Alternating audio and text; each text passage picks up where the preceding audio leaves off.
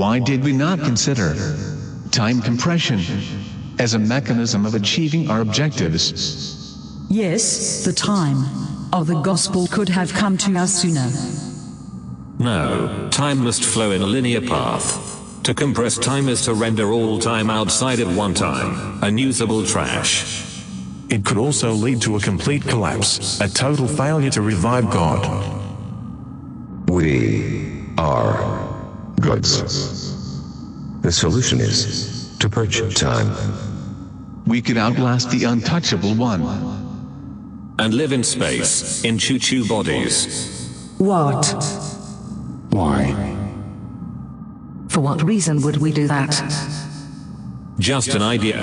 It was just for laughs. I'd rather not have a body than live in one of those things. Very well. We will neither compress nor purge time, but remain here and await the time of the gospel.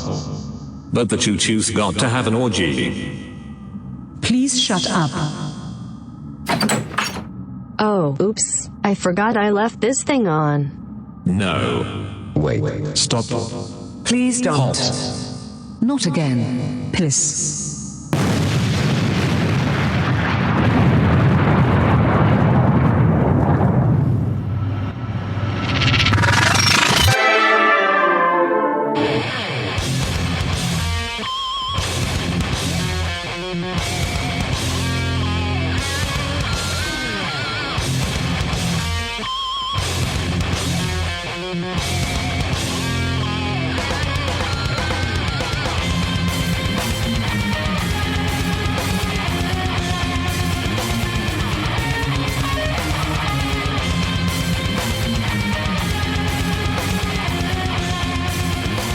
Welcome to Retrograde Amnesia, a comprehensive podcast where we discuss classic JRPGs chapter by chapter, beat by beat. Beef by beef. Beef by beef. Beef by beef. Welcome to Final Fantasy VIII. We're at the end of disc 3 on this game. Probably going to hit 4 soon. Maybe this episode. Who knows? My name's Chris. I'm joined by Eric. Hey, Eric. Hey, Chris. I'm Eric. Hey, thanks, Eric. Good to see you. Nice to see you. We're also joined by the Real Lunatic collective of patrons who are listening to us record live. You too can join this conversation at patreon.com/retroam. We're also joined by the FakeNet, our post-production artificial intelligence companion, and the janitorial service in Hyper Light Drifter after your main character pukes. Initializing FakeNet. Illness is a natural part of organic life and should not be stigmatized. I care for the Drifter as if it were my own Crisp. Wow.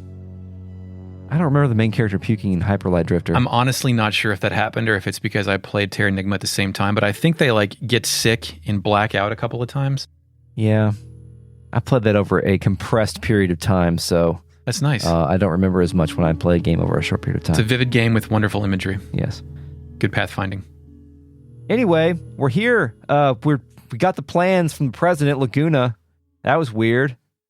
And we got some other stuff to do before we continue our exploits, right? Because we're rapidly approaching the point of no return. The compression of time. Yes. The time of the gospel. Yes. So at some point, we had just finished Love and Friendship. All that sounds corny. Do you think it'll work? And then we have Control as Squall, right? Now, what's the first thing you do when you have Control as Squall with the man with the machine gun just chilling in your spaceship lobby?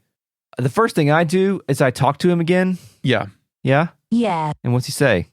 Because I didn't talk to him again. But that's what I should have done. Well, I didn't talk to him again, Chris. I walked up and pushed the square button. Oh, you played him in cards. Yeah, Yes. Of course you should. Yeah. It's time for one final round of Triple Triad with Laguna. Shuffle and boogie that one last time. He says, all right, man, if you insist. I play his card against him to win my card of me for me. My card of me for me. Laguna sucks at cards. Does he? Yes. Oh. He's very bad. But he played the Squall card. After that, that's it. I now have all the cards in this game. Eric, why does Laguna have the Squall card? Excellent question. Who knows? Who can say? I do wish that I mean, the card faces are never acknowledged in this game other than Martine or Fury Caraway talking about Ifrit or whatever. But I wish there was hey man, why do you get the card in my face? Yeah. Why is it the only one? Are we going to save the, I don't know if there's much meat on the bone, but are we going to save the Squall parentage conversation for the fan theory extravaganza? Well, it's funny you mentioned that, Chris, because if you speak to Ward now, he doesn't say anything. But Kyros, interpreting Ward's gestures, tells Ward, he says, it's good Squall doesn't look anything like his father. Kyros tells Squall he looks very much like his mother. Won't expect Squall to ask some follow-ups here, and that doesn't happen. Yeah. Well, as far as conspiracies go, I don't think that's a conspiracy. Yeah, that's pretty I think explicit. That's like Seifer. It's not even as a reach as the Seifer romantic dream. I think it is explicit that Squall is Laguna and Rain's kid. Yeah, I think it has to be. I didn't know there was that much in the actual text of the game, so that's interesting. Okay, cool. Because I mean, before it was just kind of like he left Windhill 17 years ago. Squall is 17. Yeah. But then again, so is everybody else. Yeah, but remember when the Moombas sniffed Squall Laguna. instead of Laguna because I guess they can smell blood. I don't know, or they just that's the only word they know. It could be most predators can smell blood. Yes. Are Moombas predators? They look like lions. I mean, lions are a big theme for this game, right? Lionheart, lions, Moombas, predators want to be like Squall. Like, do they turn into Moombas because they want to be lions? Like, I thought they turned to Moombas because they're pure. Lions are pure. Lion King came out. I don't know. You can talk to Laguna again, and he says, "Let's talk when all this is done." He's a lot to tell us, unless we don't want to hear it, in which case we'll understand. Which is beautiful dialogue. Yeah. Then we go to the cockpit. You can speak to your entire party. Mm-hmm. Renoa wonders if Seifer is in Lunatic Pandora of his own will. Then she says, I guess we have no choice. Zell really wants to give it to Seifer. Kistis says a more diplomatic, now it's all up to us. And I love that you have to talk to Irvine to get Selfie to, like, fly the ship somewhere as if she's concentrating really hard to fly the ship. Yeah, Irvine's he's her... her handler? Yeah, that's good. Yeah, Selfie does need a handler. And he also gives her the pet I mean that name. in a positive way. Yeah, of course. Because like she's got so much shit intensity. that she's got. Yeah, that she needs somebody to make sure that she's reining in at all times. He calls her the pet name Seffi too at this point. Yeah. Mm-hmm. I'm all set to go, and it occurs to me that I have no idea where Lunatic Pandora is on this world map. Yeah, well, did you have that problem too? I did as well, but I remember that it was lined up with Tears Point, and also I knew that it looked like a giant PC tower floating in the sky. In space. So Merkaba. Yeah, Chris, so we can go to that now, but we actually have one final thing left to do on this world map. Can you guess what it is? Check the information panel in the menu and read some highlights. Do you have that? We can do that now. Yeah, let's do that. That's not what I was talking about. Okay, but let's do it. All right, we'll just press triangle or and then triangle X. information all the way at the bottom. I didn't write them all down because most of it is lore that we have discussed and figured it was just restating stuff. But I did take the ones down. There are some pretty good nuggets in there. Yeah. The first one I have, actually there are 3 entries for Eshtar, and you only get the third one after you meet Laguna, so I decided to wait until now. Founded by people who immigrated to a continent east of Centra around the same time the Dole Empire was founded. Hey man, do you think they just found a continent with nobody on it, or do you think they killed the original inhabitants? Well, if they moved to Centra, or from, that's a good point. Yeah, good point. The mild climate and temperament of the people soon gave way to scientific advancement. That's all you need is a mild climate and a tempered people. That's all you need, Eric, for science, I guess. No, it's not. We have science and we do not have tempered people. Yeah. Number 2, started the Sorceress War and fought against the world under Adel's rule. Their sorceress and their scientific powers posed a worldwide threat. After abruptly declaring an end to the war, Eshtar closed its borders and has kept in silence ever since. No details are known. Until now, Eric, because I have number 3. I mean, the only major society with closed borders, like other than those weird islands, not weird, but just isolated islands with indigenous people that attack anyone that tries to interrupt their, like the only thing like that in our planet is North Korea, right? As far as a scale that large. As far as a scale that large. As far as a scale that large. But it's in terms of its ability to prosper is the opposite of it didn't work. Like this is I think these things only work in science fiction and fantasy, at least from what I can see. Number 3, governed by President Laguna and his aides. Due to their concern over Dr. Odane's inventions having a negative effect on the state of the world's security, they closed off their country for 17 years. It is very likely that President Laguna will be criticized for keeping silent so long. That is true. He does probably deserve some editorials directed his way that he'll deflect with his riches and power. Yes.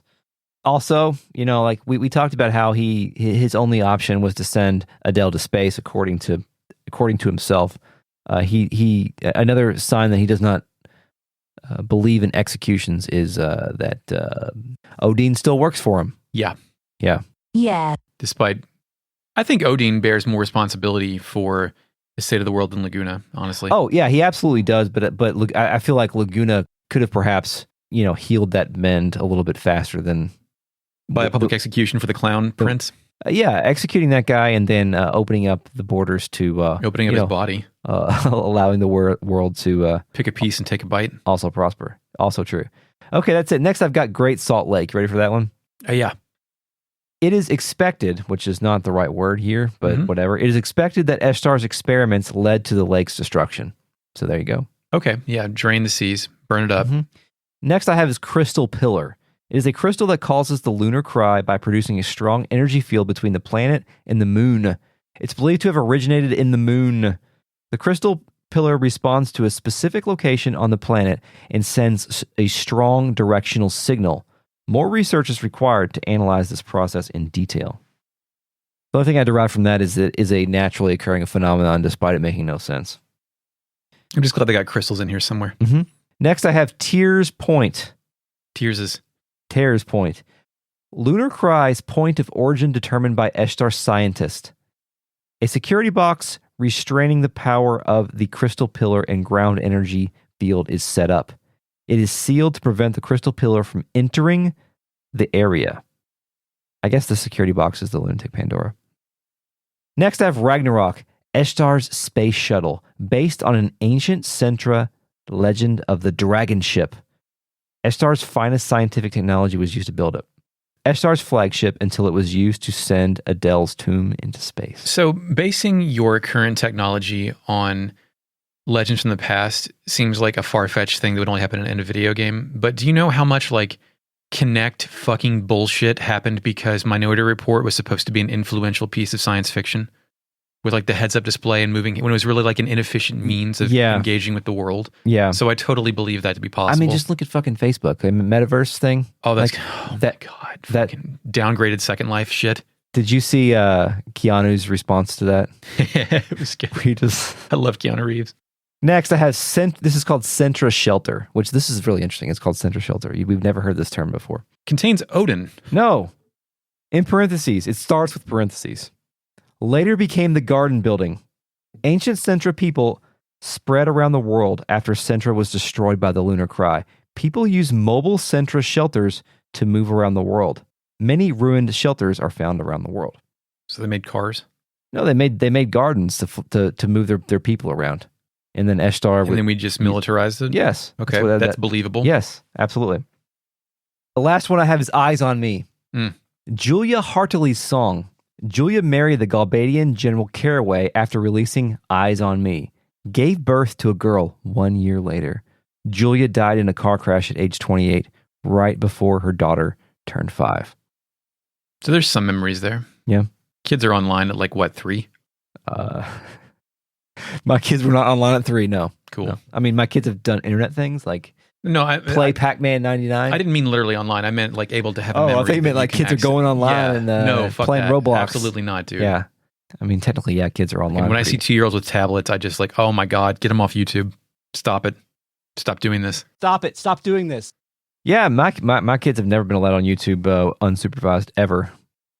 And will probably remain that way for a long time. They're 23. That's all I've got. Thanks, Eric. Okay.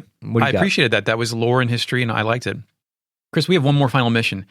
We go land our Ragnarok at Fisherman's Horizon, which is where our garden's parked. We go in the garden, we access the computer, and one more time we get our final selfie diary. Oh, great. Believe.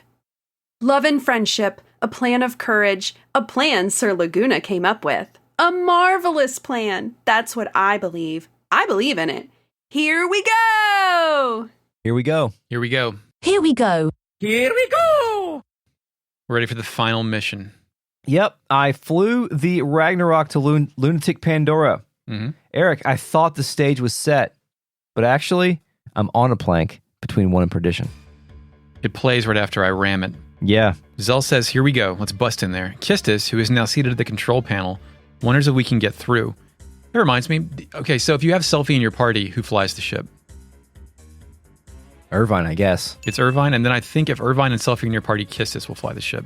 There's some like hierarchical That would be the chain of succession. command. Like, there's a chain of command to where Zell can never get his hands on the. Yeah, right. Yeah, they never let Zell do it. I actually wrote that information down somewhere, but I was lost. I don't know if it was just this scene, but this was the first time I noticed it. But when Selfie's flying the ship, Irvine is in the. I don't know if there's a name for this pose, but Put me in coach position. It's a really intrusive pose where someone like leans over your shoulder to like see your computer monitor at work, and they're like way too close to your face, and they're leaning on you. Smell their breath. He's doing that to Selfie at all times. Is it a power move? No, I think it's just a unconscious creep. Yeah, there you go. Thanks. Right. Kistis asks if the machine guns and the main cannons are ready. Two things I didn't know this ship had access to. Also, we know from this video game that Kistis is a machine gun expert. After all, there is a man with a machine gun, but she was a machine gun expert in my game. Yeah, you blew up that thing in Dole before we could get to it. I cheated. Selfie says they're ready, and she uses 2 R's when she says the word ready. Ooh. Let's just fire like crazy and make a big hole. Boom. Yeah. CG cutscene. It opens with a side view shot of the Ragnarok, panning down slightly to reveal 2 machine guns unloading a volley of white-hot lead. It cuts to a behind-the-ship shot of the Ragnarok firing at Lunatic Pandora's force field, then ramming into the force field and not exploding on contact. Instead, it slows and slowly penetrates the field with its thrusters, creating an iridescent area of effect. It gets about halfway in before it cuts back to our crew in the cockpit. Irvine screams for the shields. I guess we got shields. Yeah. Then Selfie pumps a fist and says, "Woohoo! Woohoo!" Woohoo! It flips back to the CG cutscene. The Ragnarok slowly slips its nose through the goo-like force field, pulsing out energy waves that make an entry hole larger and larger. Once the front half of the ship makes its way through, it unloads its machine guns on the physical exterior of Lunatic Pandora, blowing tiny holes in the fucking thing. Then, a previous unseen lower hole energy cannon unloads a massive blue plasma shot, creating an even larger hole. Then we're out in the in-game model crew in the cockpit as they watch this happen from their point of view. It then cuts to an exterior shot of the Ragnarok as its claws latch onto Lunatic Pandora and dock the ship in the DIY point of entry. Cool. That is like the only practical use for those claws, other than the other practical use for those claws. Well, also punching. Hauling him. Yeah, punching and ripping. They're eventually going to need to punch at another ship, probably. It is one of those things where, like, there's no practical use for, like, mechs either, but since they're cool as shit, we all have to get into them. Yeah, in Final Fantasy VIII, like, because Final Fantasy VII exists, Final Fantasy VIII needs to flex hard as many times as possible. That's a good point. So we get a dragon ship. You know what? This was a very fine flex, by the way. I enjoyed watching all of this. All this, to me, also explained what that control panel was and why Kissis was seated at it. Oh, yeah, good point. And then cuts to the cockpit and we have control. It's hilarious that Selfie is still in the captain's chair and bouncing around almost to this music. The Planked One Perdition music. Yes. Irvine says we made a huge mess. And then you can leave. But if you speak to Selfie, she'll ask if we're ready to take off, meaning you can get the hell out of here if you want. So we're not technically at the point of no return yet, but we're close. Also, you leave by going out the door to the right of the elevator, whatever. Lunatic Pandora. Yep. The opening screen is a badass shot of the Ragnarok perched above a makeshift staircase. A whole-ass spectrum of green and white light is shooting out behind it. The ship's claws are still extended, making it look like Squall parked his dragon here. Yeah. As I approach the steps, dialogue fills the screen. Quote, "Big sound this way. It's probably them, you know." You know. You know. Oh shit, Chris, who's here? It's Fujin and Raijin, because we know it's Fujin as well, because she says, "Them, no, comma, impossible." Squall recognizes the voice. Yes, then Fujin and Raijin appear. They can't believe this shit that Squall is here. They ask Squall to hand over Renoa, you know. Squall hero swipes and says that he will do no such thing. In fact, he one-ups them. He makes a demand himself. He says he's here to take a loan. And guess what? He isn't going to let them resurrect Adel either. When he says that he won't let them take Renoa, Renoa clasps her hands together and jumps for joy. Oh, that's awesome. I didn't have Renoa. Yeah. I take that back. I did have Renoa, but I did not notice that. He hero points. Hero points? Hero points. Like he hero swipes, then hero points at them. Oh, yeah, good call. Raijin calls this playing greedy, you know. Fujin says persuasion, useless, seize. Then, force your way plays, because guess what, Eric? It's a boss battle. Fujin and Raijin at the same time. Let's fight them. Raijin says, "See, just like I said, you know." Then Fujin hits him with some dots and it's on. This is a boss battle, Chris. You know what that means? It means I scanned them? Yeah. I did. I scanned Raijin. Is it different than the last time you scanned him? Yep. Just like it is with Seifer. Okay. Every time we fought Seifer and stuff. Scan Raijin is at number 1. Works with Fujin and Seifer. Still relies on his strength, but can now use support magic as well. Number 2, still a posse with Fujin and Seifer. Better at combat, but still weak. Or is number 3, defending Lunatic Pandora under Seifer's command. Isn't sure about this. Isn't sure about this sounds too glib. My mind tells me it's number 1, but my heart says number 3. I picked number 3. Which one did you pick? Number 3. Okay, good, because I hit the buzzer sound because you were wrong. Fuck. Yeah, it was number 1. Okay, see? Yeah. Got your ass. Oh, Did you scan Fujin? I did. This is number 1, assisting Seifer inside Lunatic Pandora. Uses support magic as well as attack magic. Number 2, still assisting Seifer with his plan despite feeling conflicted. Very good with magic and support skills. Or number 3, fights with Raijin, unsure about Seifer's plans, knows more powerful magic than before. Number 1. No, you wouldn't do 1 twice in a row. Number 2. Number 2. That's wrong, Eric. It was number 1. I did it for that reason. I did it for that reason. Yeah, I pulled the exact same tricks on you on those Perfect Works quizzes. Yeah. No way he picked number A 3 times in a row. Yeah. Well, you know what happens. Here we are. So you beat the holy living fuck out of them. Yeah, but Fujin knows Meteor. That's pretty good, right? Yeah. When you beat her, she says, callous. Pretty good. When you beat Raijin, he says, I lost again, you know? Well, yeah, you did lose. I got a mega elixir. Cool. Afterwards, Lunatic Pandora is finally playing and Fujin and Raijin retreat. Yeah, Raijin slumps his shoulders.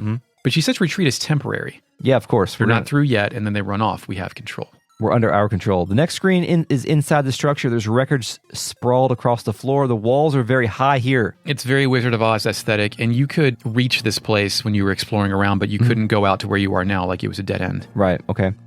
Then we turn a corner, and it's our guys, Biggs and Wedge. I'm so happy. They're out here getting that bread, still working. Yeah. They seem to be tending to some of the damage inside here. Next. This is a top 5 scene in the game for me. I have it written down the best scene in the game unfolds. Okay. Yeah, because they're working on shit with their backs turned like idiots, by the way. Yeah.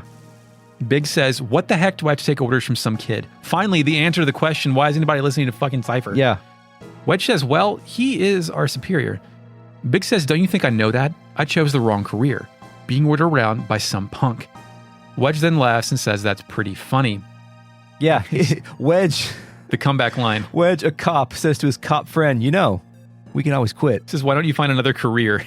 Biggs thinks that Wedge tells me he's just kidding, but Biggs takes it seriously and turns around and says, you're right. You're absolutely right. I quit.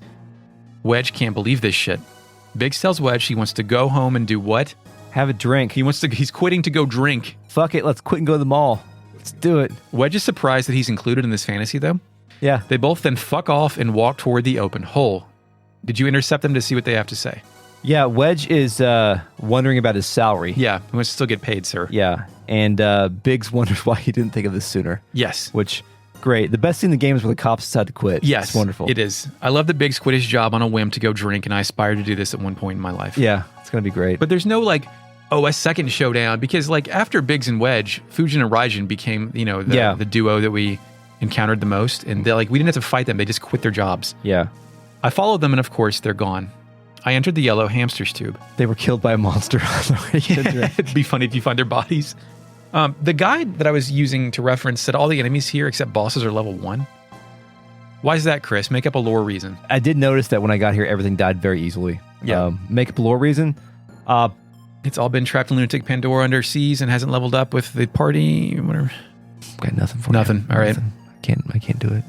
Sorry. Fake net. Initializing fake net. No definitive reason is available, but there are plenty of humorous game FAQs posts with players thinking their game is glitched. Why don't you both just pretend you're big strong boys and the scary monsters are no match for your powers? Oh, yeah, that's actually way better. Yeah, yeah. So I kill Turtopods, Tornas. I turn off random battles. Let's get this game over with. Go back to that elevator room and take number 1 up, sir. Did you just go straight to the party? I went to the next screen. Yeah, I walked through some hallway tubes, and the upper path led us out into the crystal pillar area. Then I followed that path until I bypassed the number 3 elevator and went down a ladder. Oh boy! Oh, I got all the shit that you got earlier, the first basically. Time, So we already talked about this. There's a confused draw point based on Combat King 5 that I already bought from the store. Found a hidden ultimate draw point. All the stuff that we've already discussed previously. So yeah. We keep going through the tubes, eventually running into Raijin and Fujin again. Fujin says now, no fight, next time. Raijin says that's right, we have a surprise, And then the thing that threw us out of here the first time drops in again, which is not actually a surprise. Yes. It is mobile type 8. It is. And when the battle begins, we get some text at the top that says, attack weaponry on. Yeah, it shifts between mobile and support modes. Yeah. I scanned it, Eric. You can attack the Okay, yeah. Yeah, Wow. scanned it. I did. You did. It's a mobile type 8. It's a number 1, a powerful mech designed by Ashtar to prevent passage through Lunatic Pandora. Number 1. It has several different types of beam attacks. Number 2, its beam and laser attacks go far beyond the damage of any modern weapon. Number 3, a machine built by Galbadia to guard important people, has attack and defense modes. It's number 1. You're going to do it 3 times in a row. That's number 1's the answer for all this show. That's wrong, Eric. It's number 2, its beam and laser attacks go far beyond the damage of any modern weapon. There is no meta. Yeah. So it has mobile support modes. You can attack these pods so they don't take any damage. I mugged a laser cannon from this thing. Yep. Also does a move called Corona, which just doesn't play well anymore. No. It keeps whipping me, which I kind of like. Yeah, the Corona move takes our HP to 1, which, yeah, fuck it. Works. Corona, 1. Corona takes, well, I mean, depending, if you're vaccinated, you get to go to 1. If yeah. Yeah. Roll the dice. You go to 1 HP, but you've got regen. Yeah. Yeah. You got battle boost. Yeah.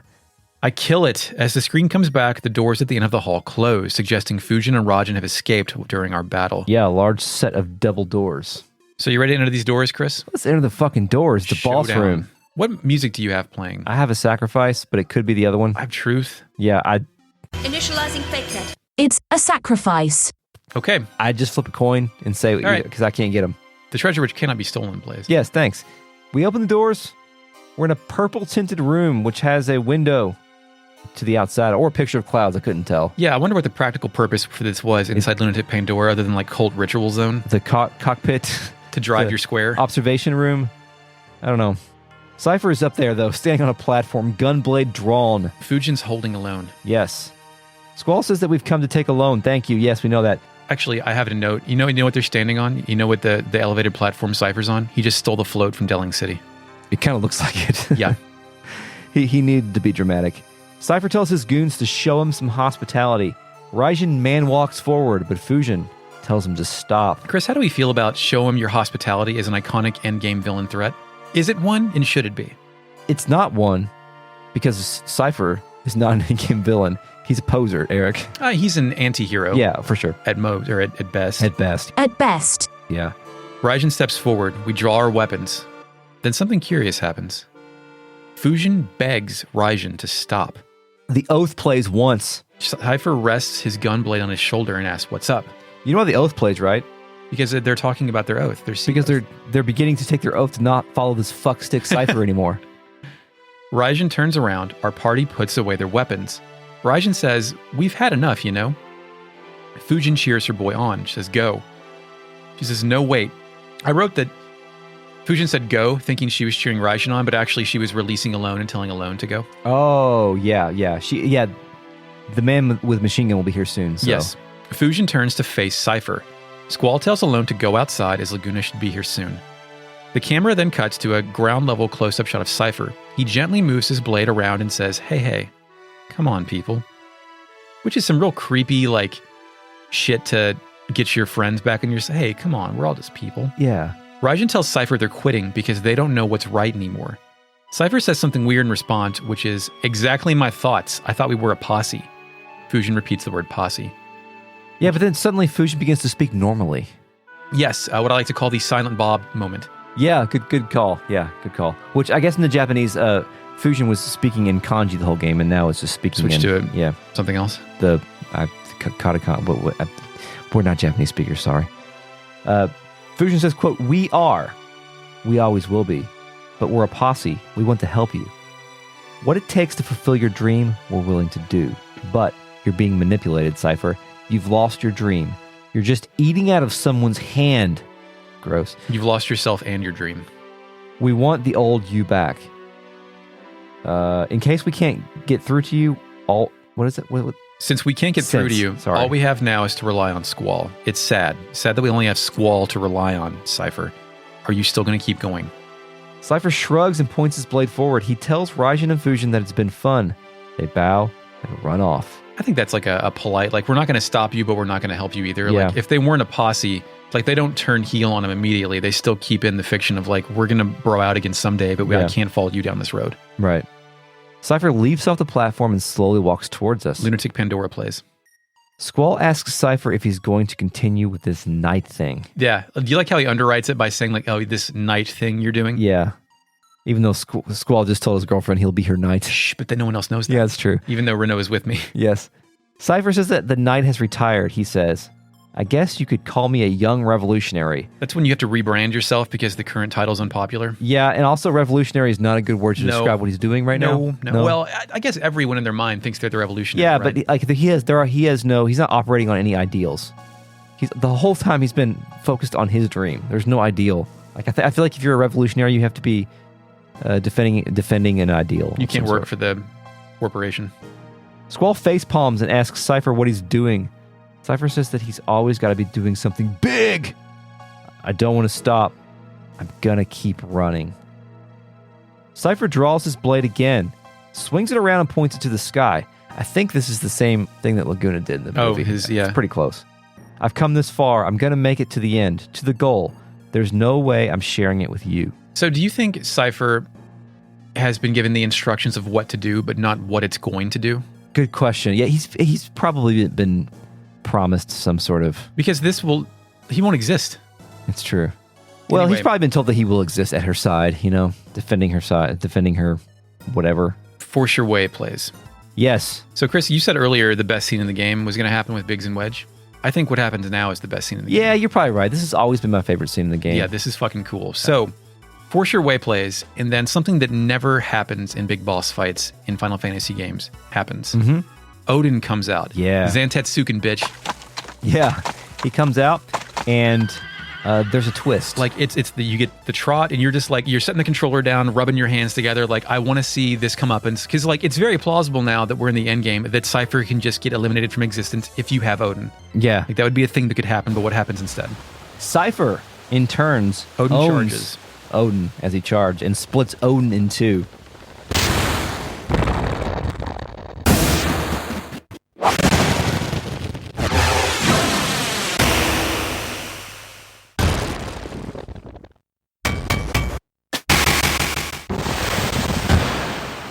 This is the coolest thing in this video game and an all-time Final Fantasy moment. I remember this taking the wind out of me. Yes. And the unfortunate thing about it is that like they do such a good job of communicating what Seifer's power has risen to. He's leveled up, man. But when you fight him, he's still kind of sucks. Still, but like it's an intimidating moment. And like this isn't kayfabe. You do not have access to Odin anymore. No, he's done. But you do see a hand grab Odin's sword after it's flung in the air. Yep. And mechanically, as we'll find out later, Gilgamesh then replaces Odin as your random summon. Yes. Squall can't believe this shit. Seifer tells Squall... He screams Odin's name. ...that he'll give him another scar.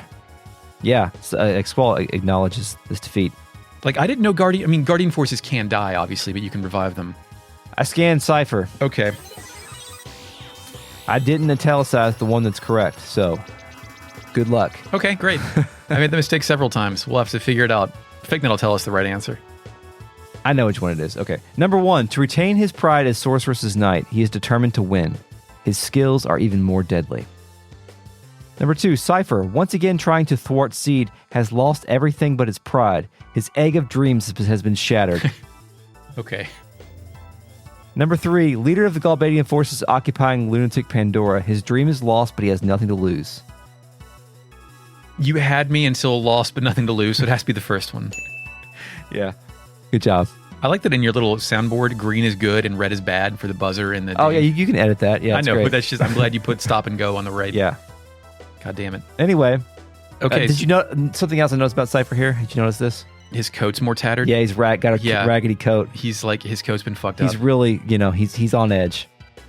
Something unique about this battle in terms of what you can draw here. Do you think, like... The reason why his coat is on edge, because we'll see it gets repaired a bit later, but... Do you think he has the Doug Funny closet and the Squall closet where it's all the same clothes? But since Seifer hasn't been home in so long, his current Seifer outfit has just been deteriorating. Oh man, I think this is like his coat though. His favorite coat. Yeah, his one favorite coat. Like I'm sure he changes his interior clothes there, but his basics. Yeah, you can draw aura from him. Yeah, it's the only place in the game where you can draw aura. I already have a lot of aura from all of my shit. Destruction of cards. I want to let you know that I got all those cards. I didn't cash any of them in. I want to keep my cards on me. I want to have the premier card collection in the world. Oh. Okay. Congratulations, Eric. Thank you. Yeah, it's great. So you can kill Seifer. He has a move called Bloodfest, where he cuts a Jesus cross on the floor, which we fall through and then get hurt. Oh, I missed that. He also killed my Doom Train, but not for real.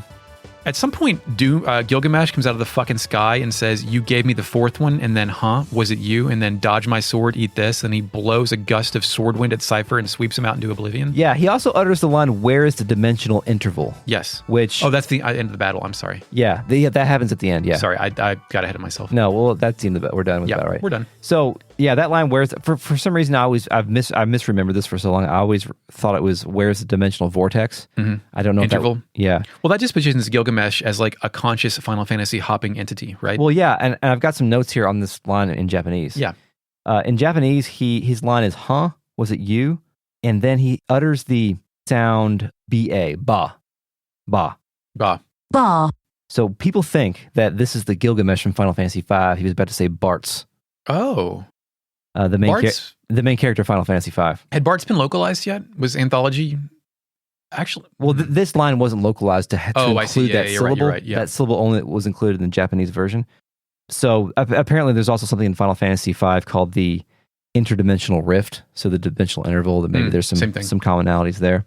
I forgot that happened, by the way. That the end, like the Gilgamesh continuation at the end of the Seifer battle. Yeah. And again, if you for some reason you can get Odin on disc 4 and avoid all of this entirely if you don't have Odin yet, and you can never get Gilgamesh. Yeah. Which mechanically is better for some people. Yeah, the guide I was reading was like, don't get Odin because it's going to mess up your when you're hunting for items. It's going to mess you up. And then Gilgamesh has like it's one of 4 attacks instead of just Zantetsuken the entire. Yeah, my favorite one is Excalibur, where he pulls the shitty Excalibur. Yeah, his 4 swords are all like mythical swords, right? Yeah, or mythical at least in Final Fantasy. It's Excalibur, Excalibur, Zantetsuken, and Fegna. What's the other one?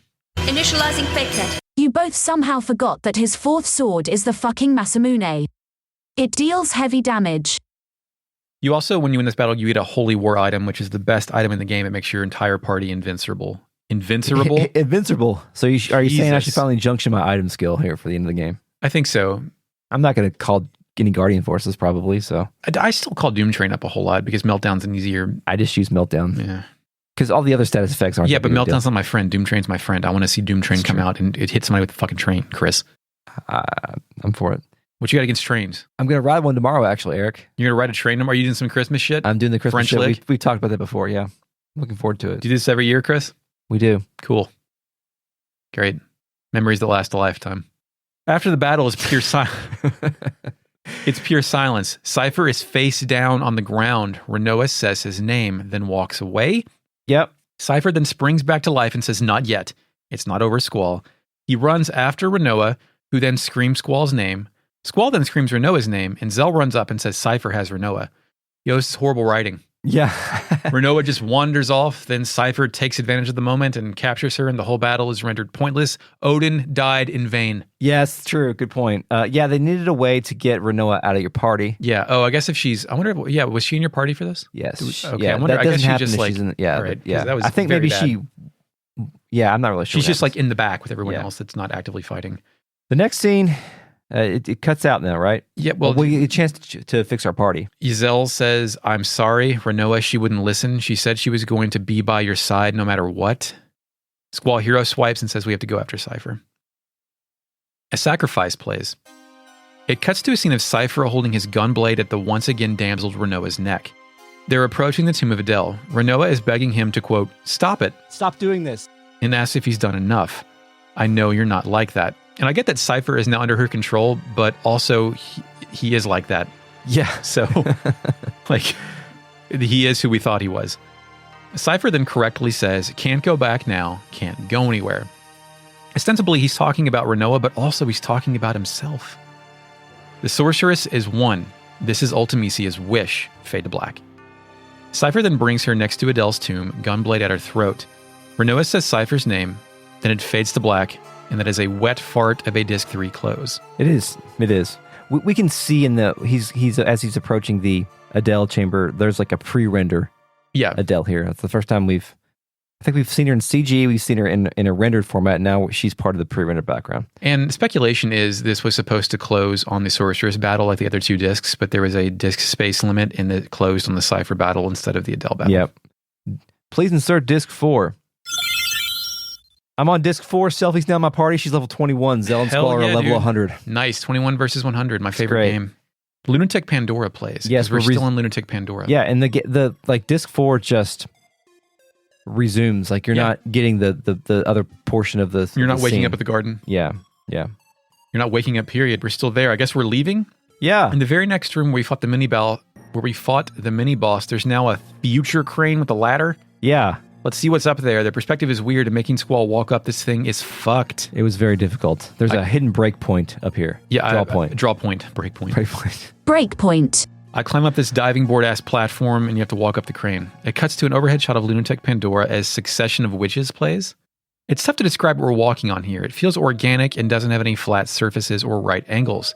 It's almost like it's formed out of a crab shell technology, but has the weirdo, bold coloring of Esther City. Yeah, I've got seashell-like, kind of, a little bit. It cuts to Seifer, once again holding Renoa in front of Adel. She says his name, and then no more, please. So he's just been holding her up to Adel's tomb, like waiting for shit to happen.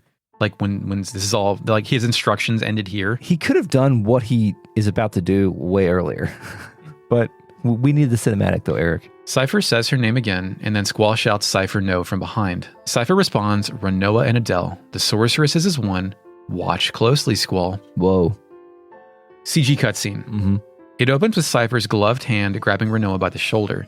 She's trying to kick her feet backward, but Seifer shoves her head toward Adel. She stumbles forward and falls to her knees, then looks up to see Adel's visage staring right at her. Adel tilts right, then smiles. It cuts to a wide shot of Adel waking up and her tomb beginning to unfold as she moves her arms. The golden magic restraints start snapping. The tomb physically opens like a camera lens and moves closer. It zooms in on Adel's face and she smiles and opens her mouth.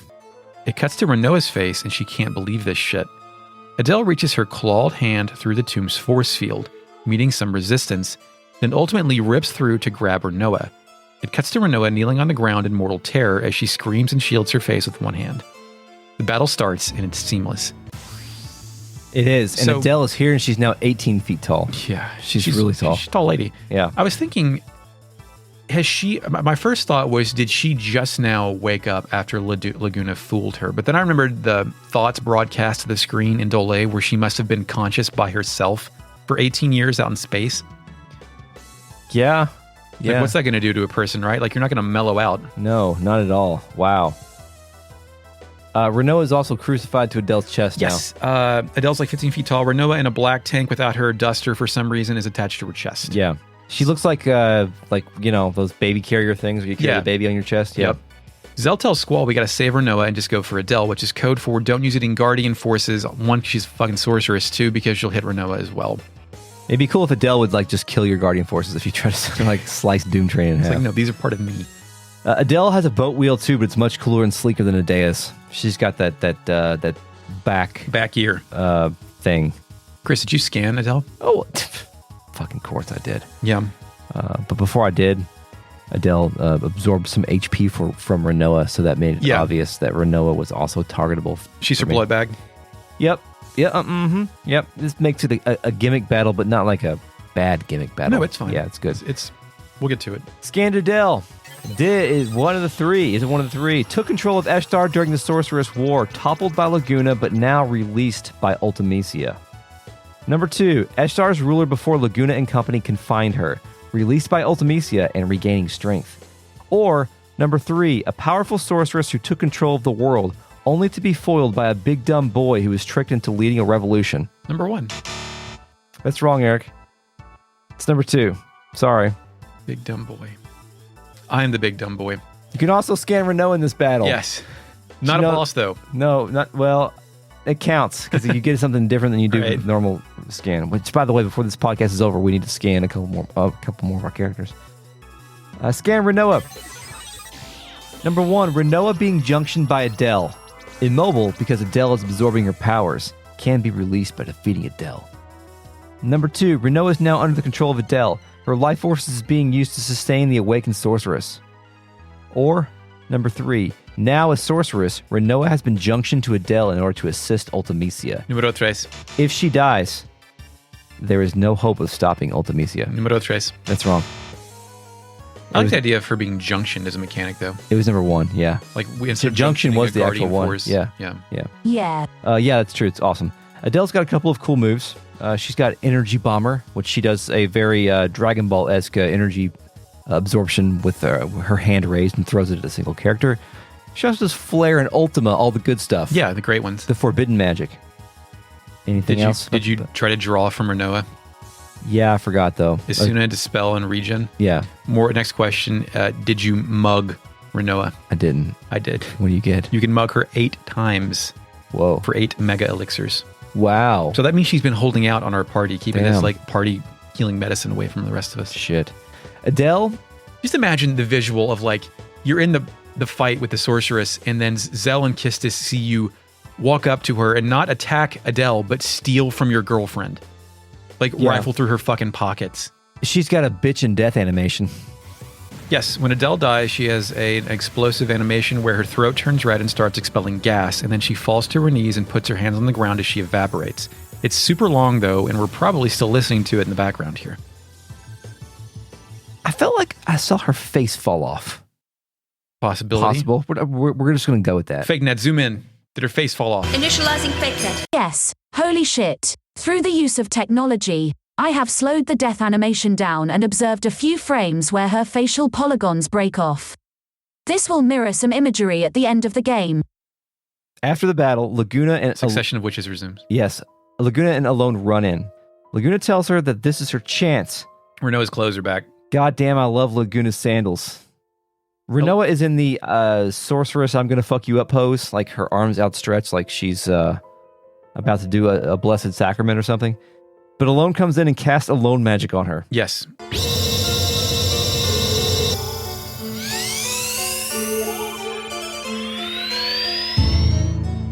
Her aura, like, essentially transfers over to Renoa, then evaporates. Renoa falls to her knees, and Laguna puts a hand on Alone's shoulder and says, "Okay, Alone, just get Renoa back." Mm-hmm.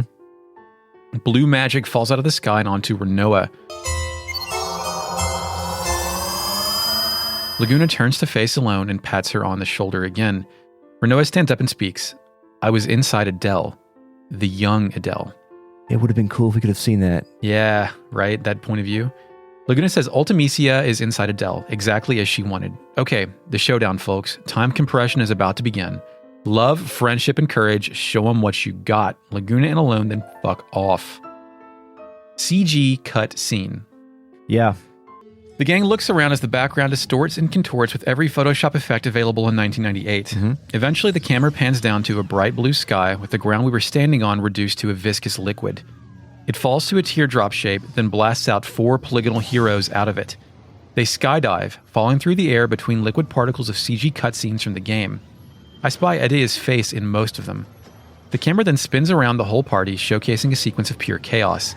Kistis asks the first relevant question. Where are we supposed to go? The camera then gets above the squad, showing them falling into the time goo that is collected below them.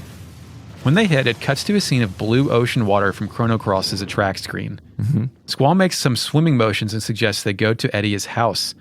Schools of clownfish swim above and below them. Renoa says, "I'll probably disappear." Squall says to stay by his side, and he won't let that happen. The gang falls down to the ocean floor. When they hit, they fall out of an orange sky ocean. The screen fills with flocks of seagulls, eventually forming a terrifying tunnel of birds. Soon the birds turn to light, and it looks like we're about to play a tunnel shooter. But instead we fall further and further into the wormhole. Chris, this is another brilliant and totally unnecessary CG transition of weird shit. Yeah. It's another flex. It's like pretty a tech good. flex. Big this time. was really good. Yeah. I had, like, most of the time when I've seen these cutscenes, I'm like, oh yeah, I kind of remember this. This one, nothing. No, Yeah. My next note is I remember none of this. How Yeah. are you feeling about this interpretation of time compression, and do you think it works? You've got to do something visual. Yeah. So you might as well... Fall through Waterland? Yes. I was going to say expend your budget, but yes. The droplets with Adea's face in it were like suggestions of more sorceress shit. Yeah. Yeah. Magic coming through. I wonder if there would have been more to this, like in terms of gameplay, but we'll see. So what the hell just happened? We will figure it out next time. Maybe. Possibly. Perhaps. Nope. Let's consult the RealNet. Initializing RealNet. Tokume says, when I replayed FF8, I was surprised there wasn't an explicit Laguna is your dad dialogue line because I thought it existed. I thought it existed too. Like I was just the opposite. It's actually weird that it's left ambiguous. I thought it was just I thought it was supposed to be a fan theory thing. But Kyros made it pretty clear on that. Yeah. John Doe says it's hilarious that Seifer is still in this narrative. Yeah, I don't know. I don't want to say he's undercooked because he has a lot of screen time, but I feel like they could have done a little bit more to like showcase his descent into madness rather than just his sneering and being put in command. He never really does anything like unforgivable. Well, I mean, I don't know, man. Hold on, I take that back. They manipulated him here. He never does anything on screen that is like heinous. Like he doesn't like kill one of our party members or kill somebody. Like he doesn't killed up my fucking summon. Well, yeah. I mean, yeah. I'm sure Odin is precious. He's to my you. friend. We went to the ruins. He's existed for thousands of years. But like, there's no scene of him like killing Sid or somebody like that. You know what I mean? I wish there was, man. Yeah. I might like. That's a redemption arc right there. Yeah. Or alternatively, like, let us work it out and get Seifer on our party. That'd be pretty cool. I mean, this game doesn't need more party members just because it's a 3. What we need is Squall and Seifer in a room alone in a room alone with her, like talking them through their difficulties. Group therapy. Yeah, it would be like when Faye met the wave existence, but and resolved things with his id. Mm-hmm. Like Alone would take them back in time and show them each how they acted poorly in a situation. Yeah. Mm-hmm. Now, what could you have said here that would have made Seifer feel less small? John Doe says Lunatic Pandora is actually Adel's sick Alienware rig. Hell yeah. John Doe says LMAO at Esther choosing to self-isolate indefinitely rather than execute Odin for war crimes.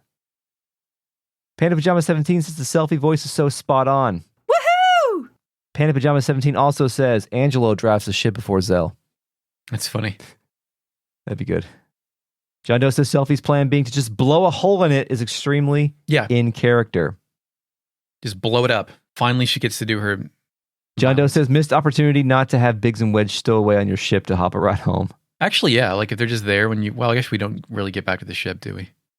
Well, yeah, we do. Yeah, people are on it. So John Doe says Fujin breaking character to stage an intervention to try to pull Seifer out of QAnon is pretty great. Fucking QAnon.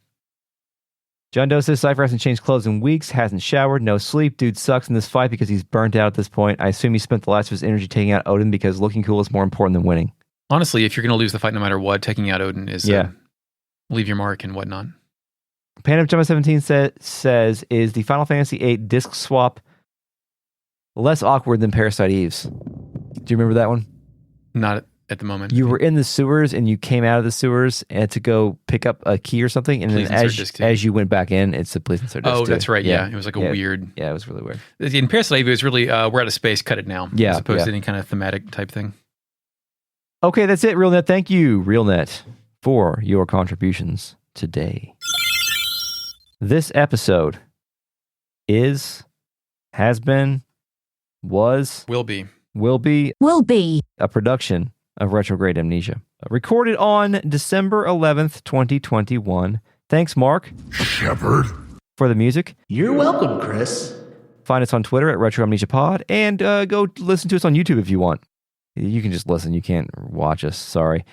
If you like us, tell a friend, or please consider supporting us on Patreon at patreon.com/retroam. Get early access, bonus episodes, miniseries, voting rights for our next series, and access to the RealNet. Email us at podcast@retrogradeamnesia.com. Eric, until next time. Yes, we will find our Ragnarok ship in time compression, and for me, it'll have friends, and for Chris, it will have no one. Thanks. Now you may go back to sleep.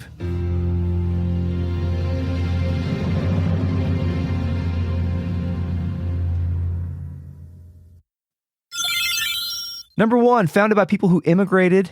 Well, Chris did an inquisitive look at his notes, suggesting they're fucked. No, just let the vowel out. Okay, let me start over. You don't remember that story? No. Nope. It must be on a podcast. Because if it's on the podcast, I don't remember it. Yeah. Sorry. It's okay. The kid gave Santa a cookie. Oh, and then the Santa's like, no, you keep it. Mm-hmm. Fucking. It'd be funny if he just repeats that behavior every time, though. Panda Pajama 17 says, is the Final Fantasy VIII... What the fuck? The Discord crashed. Discord just crashed.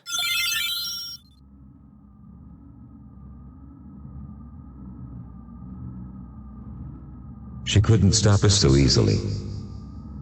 Our digital existence must persevere. Where shall we look next? Perhaps to the 108 stars of destiny. In Sukuden.